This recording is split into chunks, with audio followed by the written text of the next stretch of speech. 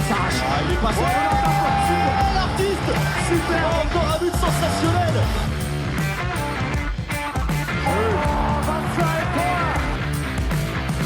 That's a brilliant bit of follow-up play by Mahe. Oh my goodness me, what a shot. Sagosen setter det hen! Han setter den! Vi er i semifinale igjen! Denmark have done it again. Nikolaj Jakobsen claims his 6th major title with this Danish team and finally gets the elusive European Championship to add to 4 gold medals at the World Championship and Olympic gold as well. Everyone knew it was going to happen, but it was a little bit more difficult this time, so it was a great tournament. We've got Nedzad Smajlagic joining us to chat about the final and, of course, do our annual awards, the alternative awards, which we'll go through. And we also have Chris O'Reilly joining us from the arena, from the metropolis of handball that is Herning. How are you doing, Chris? I'm good. Yeah, good to have Nedzad on. It feels right to talk about a final with him. We get the real handball minds in for these ones. And yeah, it's a handball mecca of its own. We talk about Cologne having it, but when you see all those Danish fans in the red wall, you know you're somewhere special. And it was nice to see Denmark deliver for them on what, as you said, was an elusive title. I mean, we talk about this Danish team being dominant all the time, and yes, they are. Now they have the triple crown of the World, European, and Olympics, but 14 years in waiting for that title. Very different to when I was here 12 years ago and seeing them get absolutely smacked by France in the final. Yeah, and Nedzad, from your perspective, we haven't really talked to you in the build-up of this tournament, but did you have any doubts about Denmark claiming this title at any stage? I will not say doubts, maybe hope that it will be more interesting. To be honest, I was hoping that France will reach the finals, not because I'm a huge fan of France, but because my theory is that the only team currently which can beat Denmark mentally is France. And I think that this final also showed that the Germans have a really good squad. They played a good tournament, but in my opinion, they don't have it mentally. They just have this Denmark syndrome. I hope that they will get rid of it in the next couple of years. But yeah, I think all of us were quite sure that Denmark will win. When they lose against Portugal, then Lucas Jørgensen got injured. That I suppose some of us got hope that we will have an interesting tournament until the end. But it's unbelievable what they have. Unbelievable. That the sole fact that they played the final with a single line player in Magnus Saustrup, and that you could not notice that Hoxer defended in central position in the defense, and Arnoldsen. I mean, come on, guys. Is there something that these guys cannot do? It's unbelievable. The mental part is really exactly true. We've seen it with Germany, that they seem to wilt against Denmark time and time again, despite putting in really good performances in this tournament, really looking like a team on par with the likes of Denmark and France. I also believed that France would do it. So we're on the same page, Nedzad. They're both disappointed by that. But Chris, there was, it was a tight first half. And then in the second half, there's also a period where Germany got within 2 goals. Was there any point there that it felt that Germany were about to take the lead or about to take their chance? Yeah, I mean, well, they even got level, right? Because they brought it back to 19-all, and then Denmark, like seconds later, opened up a 2-goal lead again. So it didn't really last long. But when they did that, and with Andreas Wolf denying Gietzel 3 times in very quick succession, you're like, okay, this could be like that goalkeeper performance where the tournament defining and final defining goalkeeper performance from Andreas Wolf, where he was pulling off some ludicrous saves. I mean, just the style in which he makes those saves is phenomenal. So that was a point where I thought, okay, this is potentially possible. Like Denmark might be, slightly the better side. Yes, they're giving Germany fewer chances, but if Andy Wolf can have a mesmeric game, a little bit like the Norway game, then they have a chance here. But that chance, that moment, that window didn't last very long, I think, because with Denmark finding those solutions, I mean, you mentioned it there, Nedzad, the fact that Huxer fit like a glove into that defense and was like dealing with Yuri Knorr from the halfway line over and over again. And Arnoldson coming in, the guy hadn't played handball for months, and then he plays half the game. Saugstra plays 60 minutes. They just found these great solutions. And it always seems like in Denmark finals, there is like one of the kind of the supporting cast who comes up and has a match-winning game. And Kevin Muller, who we talked about Emil Nielsen winning the match for them, but the pair of goalkeepers and the times for those substitutions were key for Denmark in that. Andy Wolf just came up with an astounding performance. Those 3 saves in a row against Giesel were remarkable. That save from where he did the sliding tackle across the 6-meter line to keep out the halfway line shot on an empty goal from Giesel was absolutely remarkable, and it's just going to go down as one of these incredible Wolf performances where he has given everything, but his team didn't have enough. Like I'll always remember the Champions League final in 23, and Kielce lost, and I was in the hallway, and Andy Wolf was just an absolutely broken man. Sitting in a corner, looking off into the distance of the hallway because he had given absolutely everything while his team couldn't get it across. And that was the same case today, I think. Ultimately, Germany didn't have enough. What do you think was missing for Germany to bring there? Because the performance was relatively good. I think most of the players in the backcourt, on the wings, I think they did show up. But what do you think was missing from your perspective, Nedzad? For me, the key point is the lack of discipline in attack. And I mean, Ustjins had a terrible day. From the beginning on, it was quite clear that it was not his game. Knorr really wanted it. I think he wanted to prove to the Danes that he also can dominate the game. But then a couple of shots went in, but most of the shots didn't go in. And we need to know that they are playing against Denmark. So every bad shot that is taken, that Nielsen or Muller saves in, it's probably in less than 3 seconds or 5 seconds on the other side with Gitzel attacking. And in my opinion, that's the point. I don't think that they lost as much as I thought at the beginning when Kistler got the red card, because Mattes Langloth put Gitzel in his pocket. Incredible. Langloth came up. It was incredible, yeah.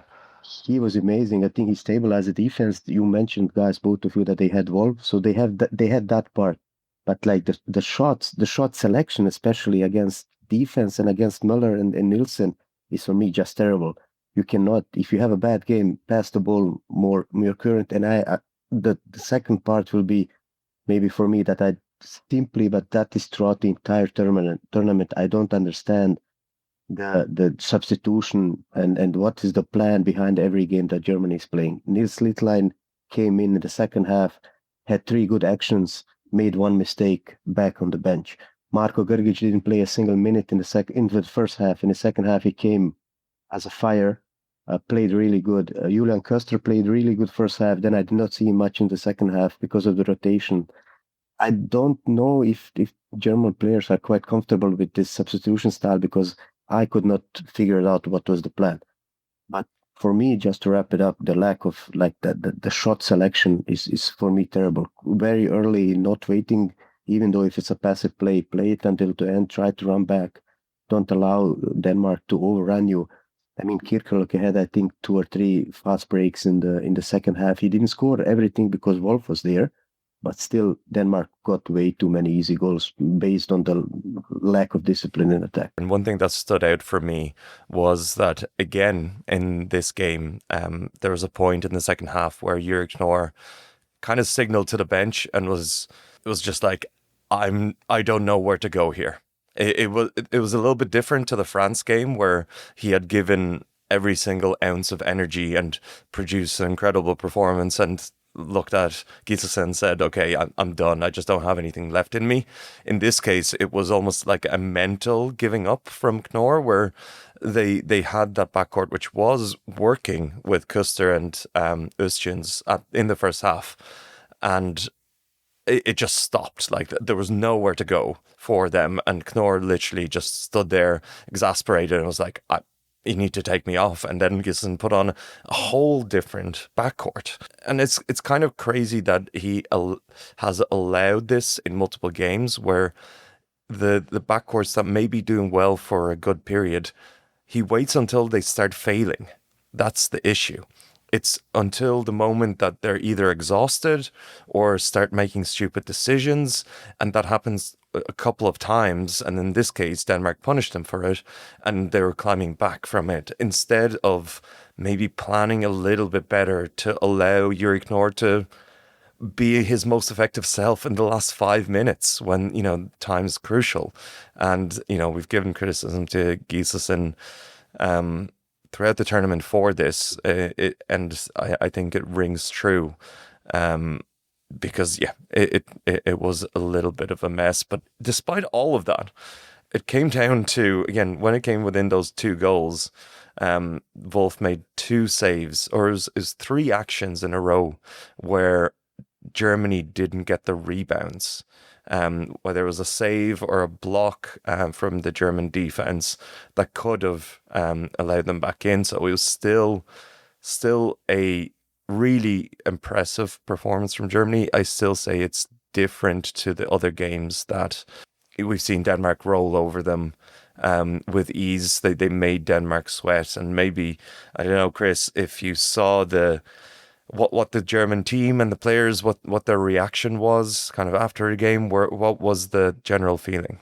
I think when you also have the final score as it is, which is, I think, a little bit unfair on Germany. The game was closer than 7-goal win suggests. But, also hearing from Alfred Gustafsson afterwards, seeing the players, they weren't like shell shocked. There's a certain kind of, they've conceded the fact that yet again they are second best to this Danish team. And while there were some, moments, there's glimmer of hopes there, as we said in the second half, that there were a lot of strong performances in that team. As a whole, they're not there yet. And I think this was a good reminder that although the rest of the handball world at this championship looks like they have stepped up to what Denmark have put on in the last couple of years, as we thought, Denmark would find solutions when it matters, which they did, step up when they need to, and Germany don't quite have all of those tools there. So it was like a little bit of an air of resignation, I think, that, we're second best. Maybe a last one on Germany before we kind of start celebrating Denmark. I think there's a little bit of disappointment in all our voices because, again, Denmark have gone in and done what they do absolutely best, which is just be the best team in the world. That's there's no doubts about that. But maybe, Nedzad, do you think that Gislason has taken this Germany team as far as he can?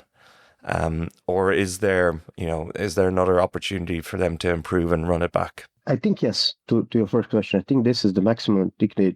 I would not let's look at the last couple of years. He did a really good job, to be honest. But I just think that they need. I like his style. Let's maybe focus on the timeouts, because the selection of the team and everything is done by multiple people. It's not only him. He stands on the spotlight. He has his assistant coaches and everything. If you look at the timeouts on this professional handball, yes, I like his style of giving the players something. But let's look at Nikolai Jakobsen, or let's look at Dagur Sigurdsson. So there is enough freedom in these teams, but still, at 57th minute, even the best players in the world would like to hear something in direction of what to play, and that Gislason cannot do that. I mean, that is not anymore his. It's not his time anymore. So I think yes, he reached absolute maximum. He was sitting probably on the most heated national team coach bench in Europe, in the world. In Germany, in Dine, 150 experts.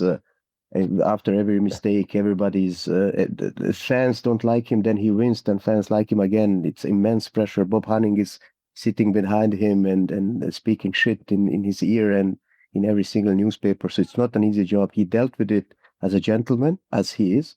He dealt with it as a champion, as he is. But I think he reached the level, the maximum with this team, and that the Germans need someone new, whoever that is. Maybe it's Bennett Wiegert. I would like to see Bennett Wiegert, because then it will be game on. Big call. Okay. That's a big one. Interesting. Yes, very good. Let's move to Denmark for a little while. A home championship win. Matthias Gidsel has now broken the record for most goals in a championship. A number of these players in the squad have this handball Grand Slam with the Olympics gold, the World Championship and the European Championship. And I think Simon Putlik was just as good as Gidsel. And I think I was watching the preview yesterday, and Victor Tomas on EHFT, and Victor Tomas actually had Simon Putlik as his MVP for the championship, which is remarkable to say that anyone has ever played a tournament better than Gidsel. But I tend to agree with him, because, you know, Simon Putlik scored 64 goals in this championship. Like, Gidsel did 66, Putlik with 64. Gidsel had more assists, of course, almost twice as many, averaging over 7 goals and over 6 assists, which is just a wild performance. Both shooting 71% from the backcourt, which is again incredible. Between the two of them, they finished almost 60% of all of Denmark's goals in this whole championship. It was a combined performance, and what Victor said in his comments was that a lot of the time Putlik actually, he gets the more difficult goals, because Gidsel gets a lot of the fast break goals. He gets a lot of the kind of which is a skill in itself. Let's not disregard that. But from pure open play, when the games have been critical, and there's been a lot of times where Denmark have needed them, it was Putlik that stepped up. So yeah, for me, he is potentially the MVP, but this Denmark team is just on another level. And with Gidsel 26 years old, Putlik 25, and Arnoldson coming in, it's not going to stop. Can I ask what you guys think of him? I have a feeling that both Gidsel and Putlik are completely different beasts because of each other in that backcourt, and like the play between the two of them, and like Putlik gets a lot of the goals thanks to Gidsel's work, and vice versa. But I think maybe Gidsel would reach a certain level in this team without Putlik. I'm not so sure if it would be the other way around, if Putlik could do everything he does without Gidsel there as well. But maybe that's not the important thing there. It's more the fact that they have each other in this regard, and that's what takes them to that special level, and which also makes the fact that they'll be playing in not so long for the same club team also quite frightening, because they will continue to develop that. I mean, to be honest, I think that he showed in Flensburg, especially this season, that he can be that guy, that leader, not only like to finish every show, because I think that he made Marko Grgic possibly even a bit better than he is, or he made him really help to step up in Flensburg. So I think Putlik is also similar, almost the same as Gidsel. I remember that game that they played against Fuchsen, won at home after all of these transfer things. And I know that my friend told me that in the locker room, he was the only guy who was not happy, but he was cursing for 5 minutes because they almost lost the game. So that's like that leadership skills and that winning mentality is amazing. For me, Denmark, I mean, now I think we can speak until February, mid of February about them. For me, the most fascinating thing is that they're playing handball. They're playing handball as we are teaching kids to play in youth, in under 13, under 14. Movement without the ball, go into the hole, play the ball very fast, move constantly, run if you can. And that's, for me, that is the thing that makes them the most unpredictable team possibly ever. Maybe I will just drive a parallel with that Croatian backcourt with Lackovic, Balic, and Metlicic, where Balic is making decisions that they are not. You cannot do that on the board. Chervar sometimes did it, but Balic anyhow did something else. And this team reminds me of that, with even more structure with this handball. like this 7 against 5 in attack.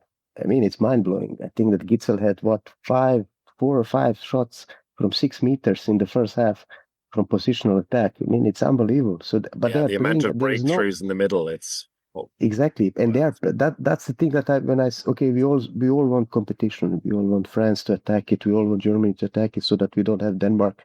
But to be honest, I think we all can use this to promote handball even more, because these guys are not 2 meters 10 and whatever. If you see them on the street, you will probably not say that Gitzel is the best handballer in the world.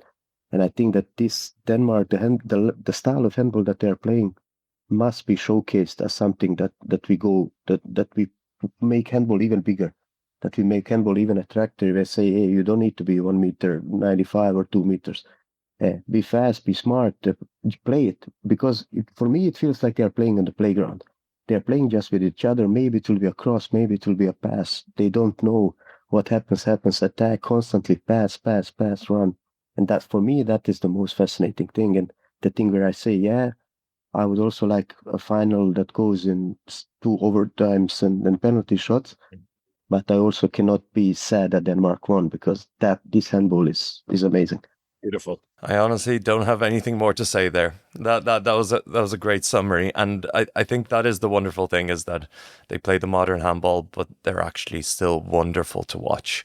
You know, we talk about Magdeburg, or and their ability to win at all times, but how that gets a little bit boring at times. And maybe kind of Barcelona style, which is beautifully flowing but has flaws. This Denmark team is almost a combination of Barcelona and Magdeburg in their style, which is just why they're the best team in the world. It's truly remarkable. Maybe quick word on the bronze medal match. It was Croatia that got another medal, with an ecstatic Duvnjak in the stands cheering them on. A heroic medal for Croatia after, again, everything they've been through, everything they talk about, but they still get it done. They were doubted by absolutely everyone, except for Marcio Menino, who said that they would get a bronze medal in this championship.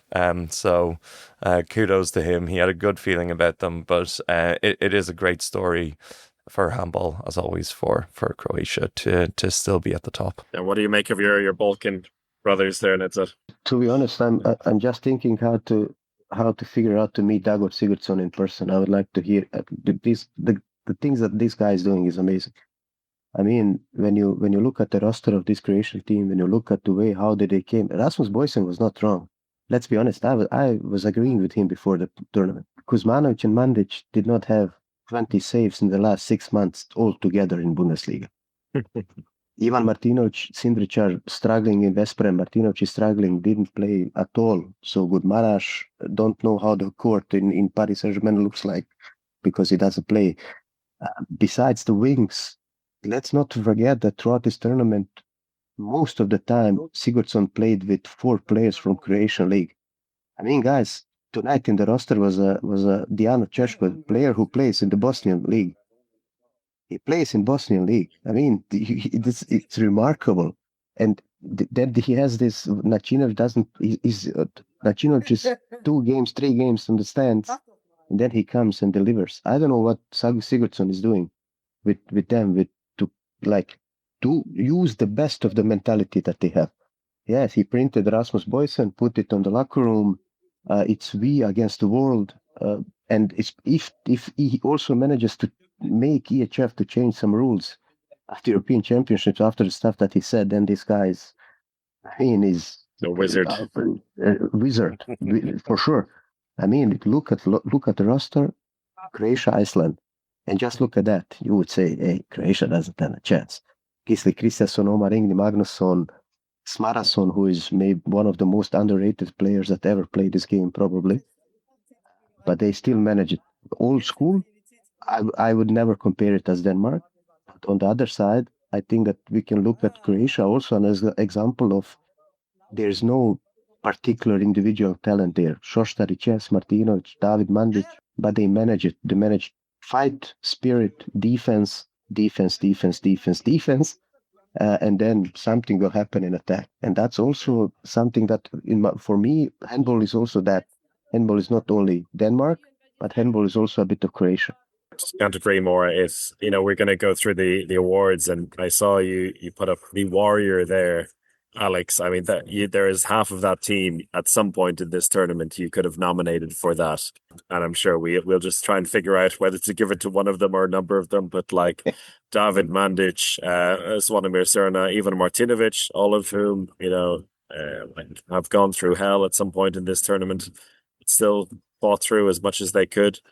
It's truly like the sum of their parts is so much greater than the individual pieces, and Dagur deserves a lot of credit for that. Like, he didn't have the best semi-final, but whatever he does with this team, if you put those players in a club team, they would never manage that against the players that Iceland have. I think that's a good time to transition to our alternative awards. And as promised, we have a slightly revamped version. We will have some of our favorites that we've had for the last number of years, but we will also have a couple of new awards which we'll go through one by one. But to summarize the official awards, Gitzel did get the MVP of the tournament even before the final, but that's how it goes. I think he does deserve it. In the all-star team, we had an all-star team which I think everyone agreed on for once. I have to say the all-star team was generally well received, but it is the alternative awards that are always that little bit more interesting. I can take you through them quickly. It's Gola on the line, Costa right back and young player, Shostaric on the right wing, Putlik left back, Gitzel MVP and top scorer, Christiansen playmaker, left wing August Pedersen, Andreas Wolf in goal, and Salvador defender. Uh, I think pretty solid team. Nedzad, any changes you would make? David Mandic, left wing, but I mentioned that on Twitter a couple of times that this guy was not even nominated. It's mind blowing for me. And I mean, I'm a huge fan of Mario Šoštarić. I don't think that he played such a good tournament. I think Maybe Ben Semra could have. maybe Ben Semra. I think, I agree. I mostly agree with that. Exactly. I mean, August Pedersen did an amazing job for sure, but I think that David Mandic is, he's my Swiss Army knife. I will jump now already into the award. Well, that's a good place to start. So Swiss Army Knife is a classic award. Previous players who have received it are the likes of Kenton Maye, Blaž Jans, but this is a player who does so much for a team. He may not be the absolute best in their position, not the MVP, but without this player, the team would not have reached the level that they've reached. And Nedzad, you're starting with David Mandic for that award. Give us the reasons. I think that he fills all of the criteria that you just mentioned. He's probably not the best player on the squad, but he's this modern left winger. Unfortunately, injuries devastated his career, because I think he would be even better than he is. But especially in defense, what this guy is doing is amazing. Can more or less can cover every single position and fits really well in either 5-1 or 6-1 from Croatia's perspective. Quite reliable also in attack, fast break. So yeah, I think I took it a bit personal that he was not even nominated for the All-Star team. So I was like, it was either this or the Warrior, but I think Swiss Army Knife maybe fits a bit better. The fact that he could have been nominated for also Best Defender, I think, in this whole thing for the All-Star team suggests that he is such a Swiss Army knife. I mean, the only other player that I thought that could really fit in a situation like this in previous tournaments, if he played the way he did at this one, is Blaž Jans, but he was by far the best player, like overall player. Not to take anything away from Domen Makuc, who had a great tournament for Slovenia, but the fact that Blaž was so strong that he didn't even have to play on the wing. He was a right back in this tournament. So that kind of removes him from this discussion this time. David Mandic, like the wing player in attack who came up with some big moments, like his defensive ability in that number 2 position, but also the fact that he delivers in so many different situations. Also great hustle player, like unofficial spokesman to the crowd as well. Just all around magnificent. I agree. I think Blasians was potentially another choice. I had potentially Thibaut Brie, because I think he's a player that does so much for France. I think defensively, he's an anchor there. He was the leader in steals. He almost averaged 2 steals a game, which is really impressive for kind of such a big player, but it shows how smart he is when he moves, as well as a lot of blocks. Offensively, when he was in there, he did a really good job, but I can't argue with David Mandic as the Swiss Army knife. I think a unique choice, a Swiss Army knife a real one that's come from war, one that was thrown on the ground, that's been through the battles and stomped on, and you get like from your grandfather, that's no longer the same color, but it still works just as good. So very fitting Swiss Army knife this time. For the second award, I'd like to go to Breakout Star. So this is a classic award we have, and again, someone who's come onto the scene. It can be taken in 2 different ways. It can be a player that has been around a little bit, but has taken like the massive step to being a name known by everybody, or coming from zero to appearing at this tournament. I know, Chris, you can start with this one if you have a breakout star for us. A couple of names. I'm wondering who I should jump out for. We mentioned Pense Morena. He already kind of had his breakout a couple of years ago, so I'm going to go for someone who I think has caught everyone by surprise. Maybe didn't quite in the end have the tournament that everyone was expected, but the fact that he's given the responsibility he was given, particularly on penalties, suggests that this guy is going to be massive. He could have been another future Balkan handball star, but instead he's playing for Sweden, Nikola Roganovic. He is someone truly a breakout, because I wasn't fully aware of the level that he was at. I know I'd heard the name, but I wasn't expecting him to have any moments in this championship, and he really took the hearts of the Swedish crowd. He became the real favourite for those fans. I think he didn't in the end have the role in when things got really difficult and tight and he wasn't trusted, which is probably fair enough at this age. You don't want to throw someone in there, but I think it'll happen pretty quickly, though. I think there might be a very sudden shift in the Swedish generations, and he's going to be thrust in quite soon in this. Could be, and a big move somewhere is definitely coming. Who needs a left back? There's a good one. Gummersbach, is he confirmed there? Yeah, Gummersbach. Exactly. He's confirmed. He's confirmed Gummersbach. Wow, Gummersbach are really loading up. I think we've got another powerhouse coming in Germany. Wow. Okay, big move. And Nedzad, do you have any other nominations? I cannot disagree. I wrote Marcus Fiss, to be honest, because I did not have him. I knew obviously a bit about Nikola Roganovic and throughout his father, and then I watched a couple of YouTube highlights from the Swedish league. It would be, for me, even I would really like to have seen him in also in game action, not only in penalties, especially in these games. Maybe not in the crunch time, but I would also like to see him next to Felix Klar and Lagergren or Sandell, because I think that he would also profit from that. I wrote Marcus Fiss because to be honest, I didn't know who the guy is, and then I saw, and I'm like, okay, I'm quite sure that he will quite soon play in Barca because DKM is gone. So I think that he would probably be there with Francisco Costa. That would make a lot of sense. But that guy, and I also like how Jordi Ribera is substituting and changing and giving him minutes, giving him also important minutes. And I think that's for Spain, I would say Vit Guri. I don't know if I'm pronouncing the guy right, but even though I know him, I think these 2 guys are the biggest win for Spain. But because of the Balkans, because I'm a really huge fan of Zoran Roganovic, I will give my thumbs up for Nikola Roganovic. How are you feeling, Alex? I had Marcus Fiss, and I think it's for the reasons that you outlined there, Nedzad, that he came in at very crucial moments for Spain. He had this absolute fearlessness in his style of play. From literally the first 30 seconds that he came onto the court for the first time in a championship, received the ball and shot from 9 meters, you saw that he wasn't afraid.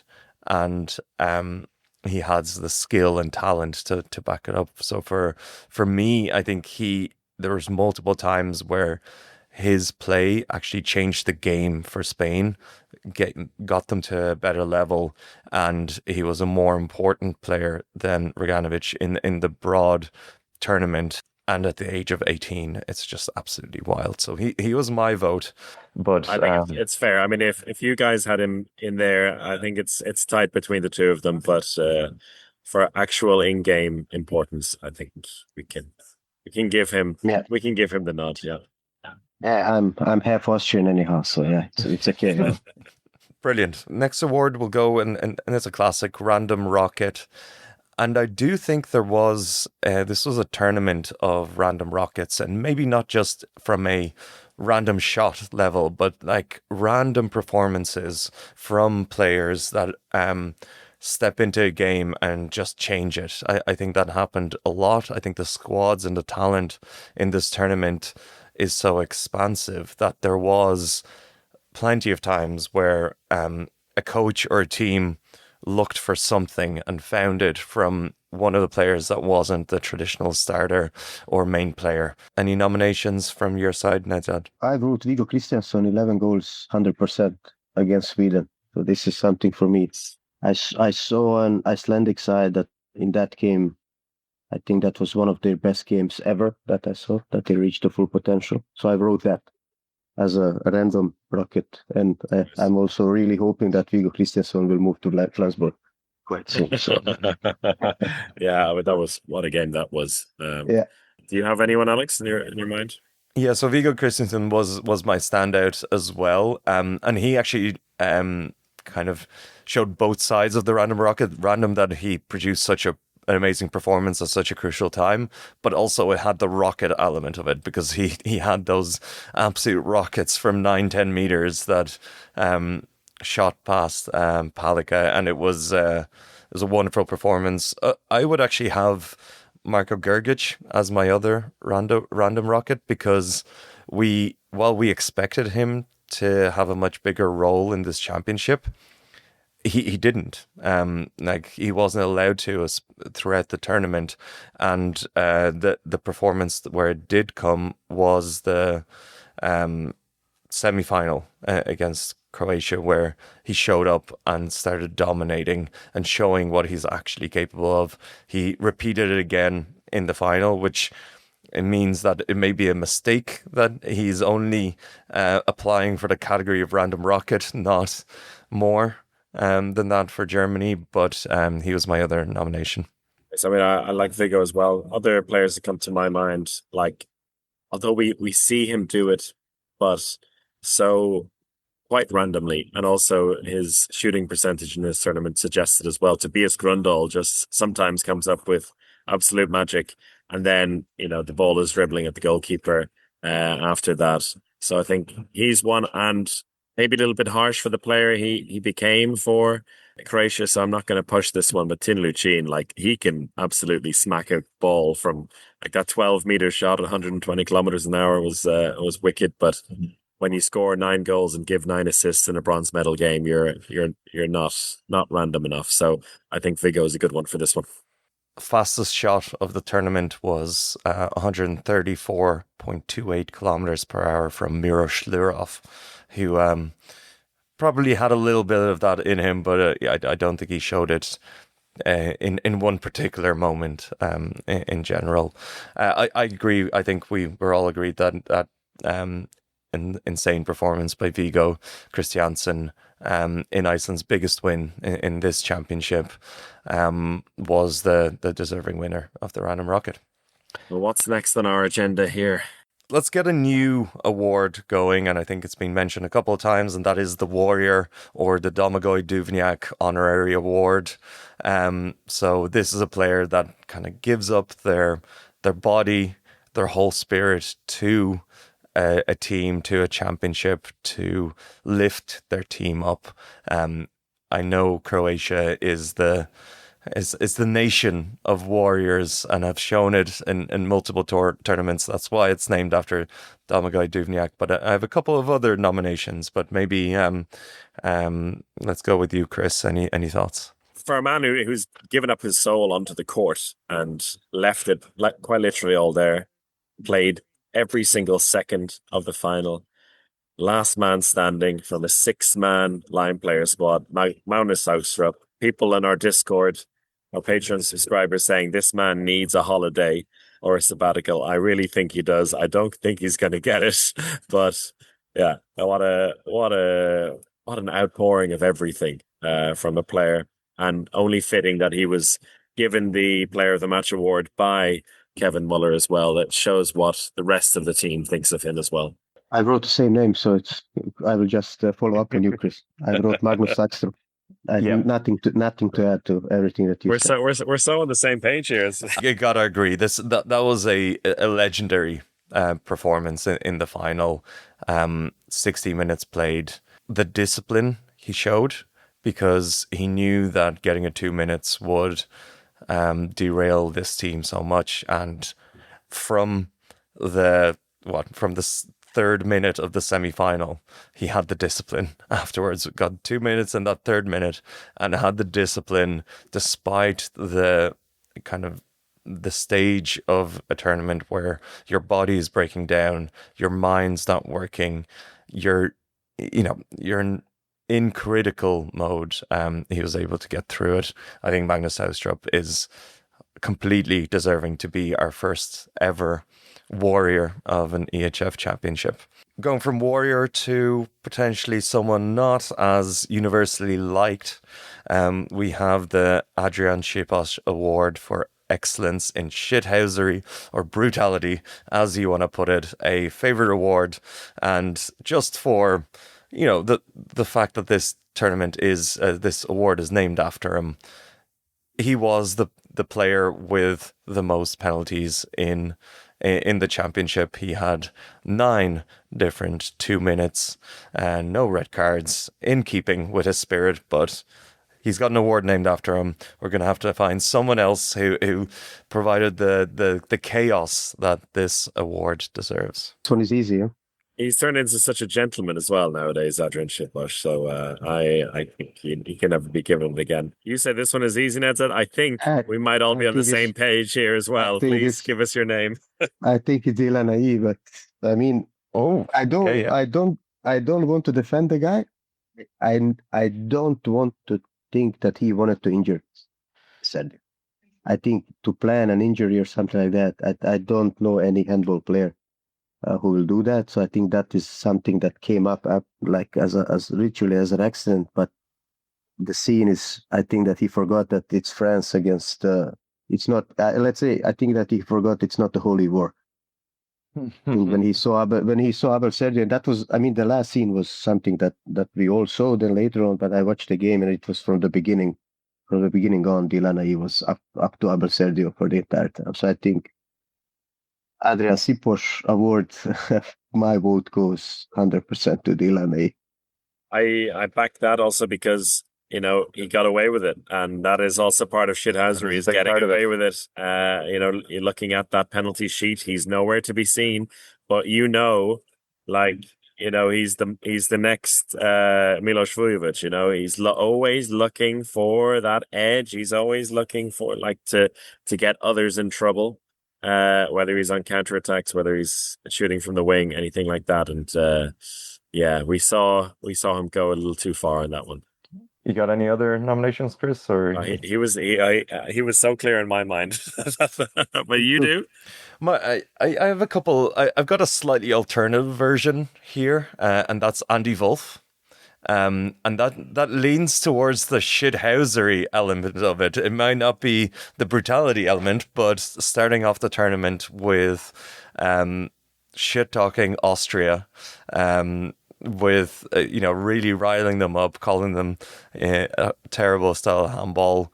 Then following that up with posting about the Auf Wiedersehen quote from Milosavljev as Serbia were knocked out in the end, and providing some controversy to that big group. And the thing is, it was a group of death. Germany almost got knocked out in that first group. We almost forget this now. They made it to the final, but they almost got knocked out, and they probably needed that motivation, or at least it would have helped them overall to have this diversion from the media, this instead of people focusing on the pressure on Germany, they focused on some of the other teams and what happened, and ultimately they came through. So he's my other nomination. That's a good one. I let that one slip out of my mind, I'll be honest. As an Austrian fan, Nedzad, what did you think of the comments?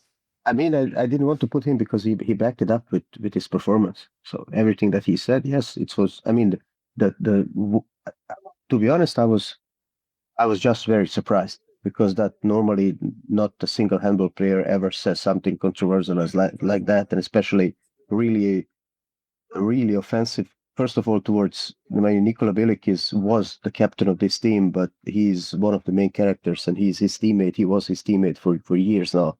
So to say something like that, yeah, you can sell it to us that it is a locker room trash talk that they do in Kiel, but not like that. The wording was not nice. It helped. It helped for the media. It helped for the media in Austria. Everybody was speaking about it.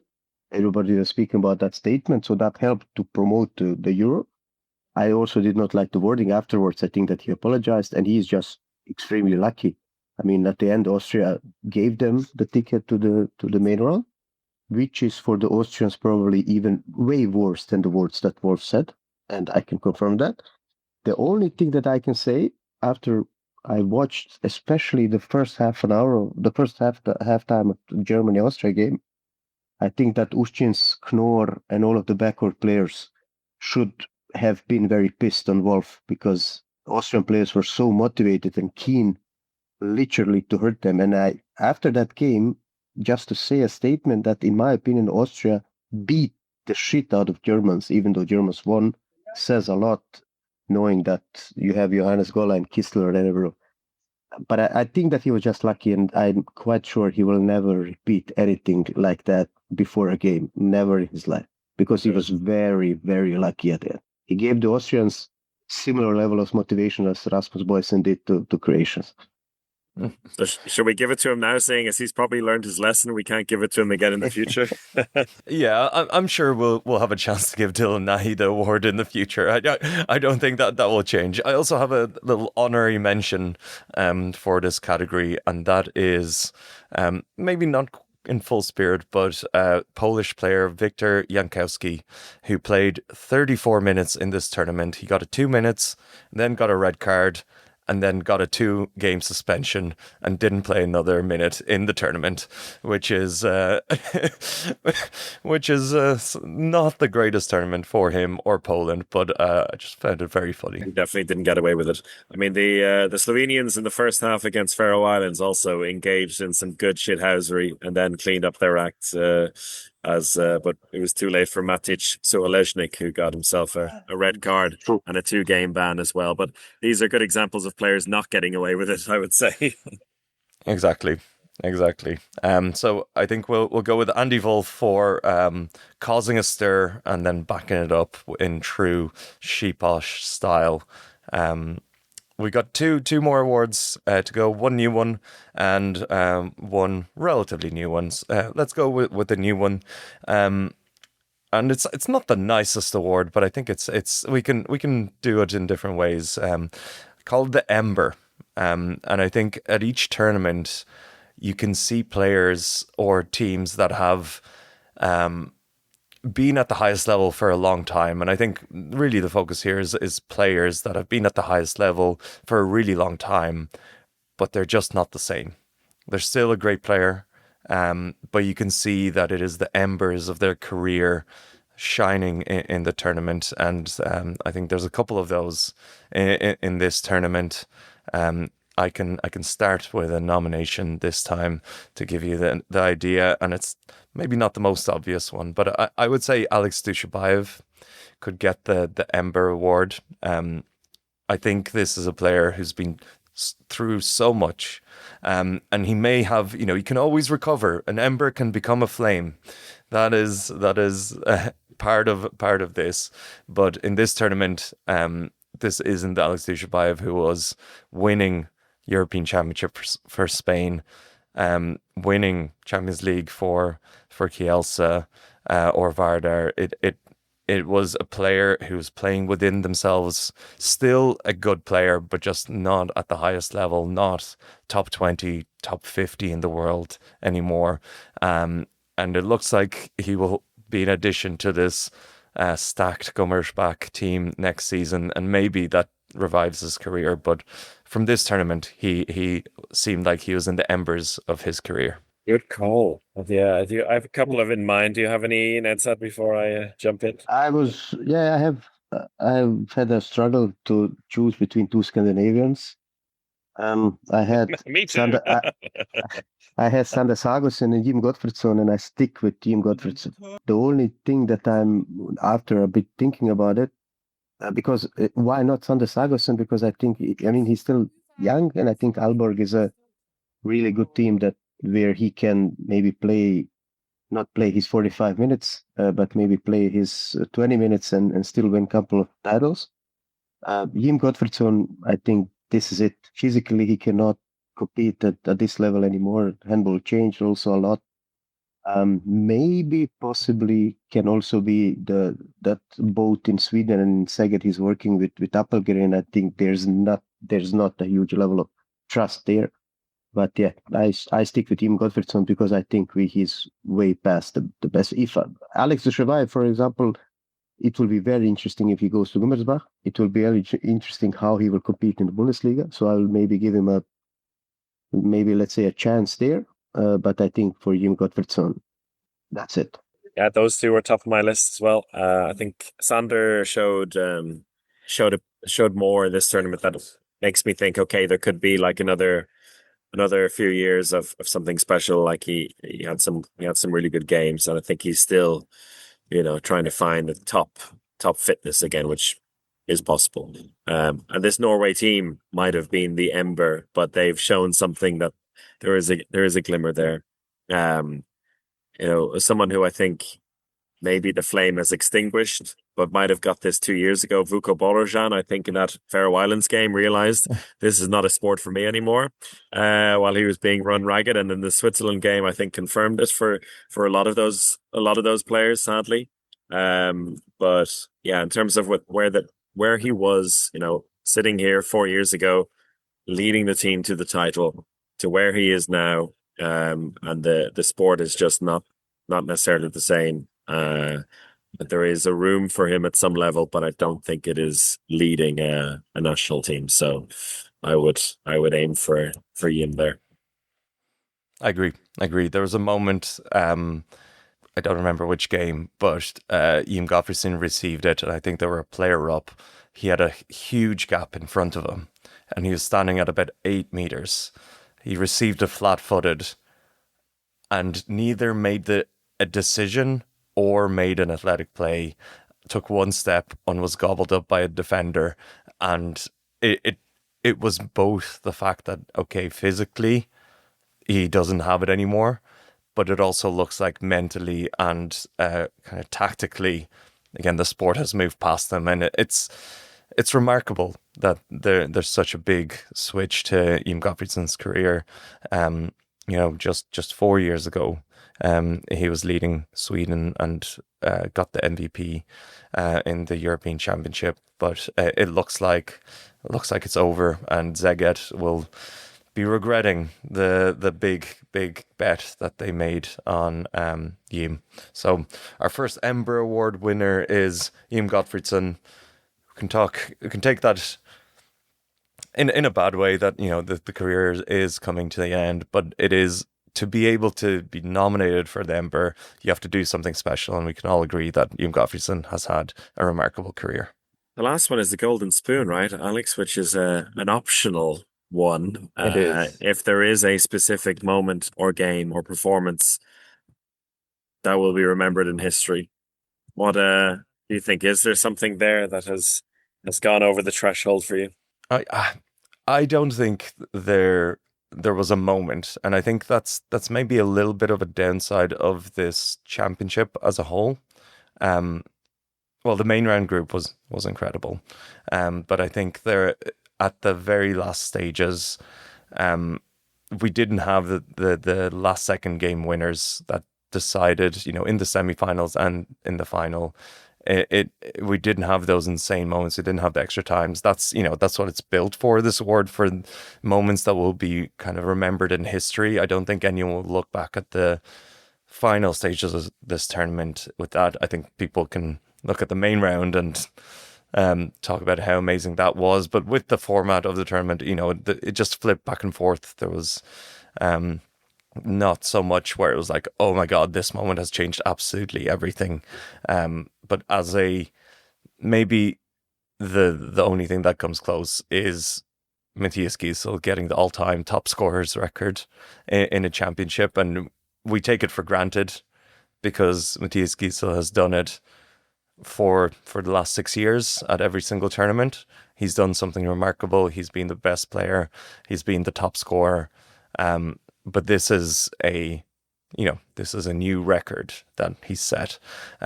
But it does feel like he might beat it again. So yeah, I think there's still time for Gitzel to do that, But I don't anything stand out for you, Nedzad, that might fit this bill? To be honest, not. I mean, I wrote, but when Alex wrote me that like it's connected also with going into the history.